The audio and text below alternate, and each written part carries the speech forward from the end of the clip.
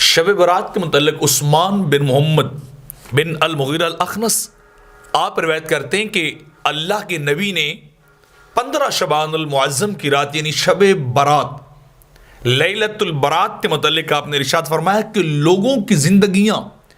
ایک شعبان سے دوسرے شعبان تک منقطع ہوتی ہیں،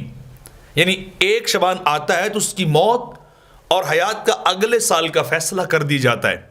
یہ لکھ دیا جاتا ہے کہ وہ زندہ رہے گا یا وہ مر جائے گا. تو یعنی ایک شعبان سے دوسرے شعبان تک زندگیاں ختم ہو جاتی ہیں. اور میرے آقا علیہ السلام نے یہ بھی فرمایا کہ ہوتا کیا ہے پھر کہ ایک آدمی نکاح کرتا ہے، اولاد جو ہے وہ اس کی اولاد ہوتی ہے، وہ اپنے گھر بار میں جو ہے وہ زندگی گزارتے ہیں، حالانکہ اس کا نام مردوں میں لکھ دیا جاتا ہے، یعنی وہ اسباب دنیا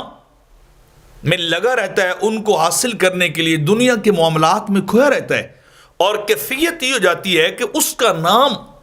مر جانے والوں میں لکھ دیا جاتا ہے ایک شعبان سے دوسرے شعبان تک. اور خصوصاً لیلۃ البرات 15 شعبان کی رات کے اندر یہ سارے فیصلے جو وہ کر دیے جاتے ہیں، انسان کی زندگی کے، انسان کے رزق کے، انسان کی موت کے، انسان کے حادثات کے یا خیر کے حاصل ہونے کے، اچھائی اور برائی کے، یہ سارے فیصلے ایک رات کے اندر کر دی جاتے ہیں. تو انسان جو ہے اپنے دنیاوی معاملات میں کھو ہوتا ہے، میرے آقا فرماتے ہیں نام اس کا مردوں میں لکھ دیا جاتا ہے.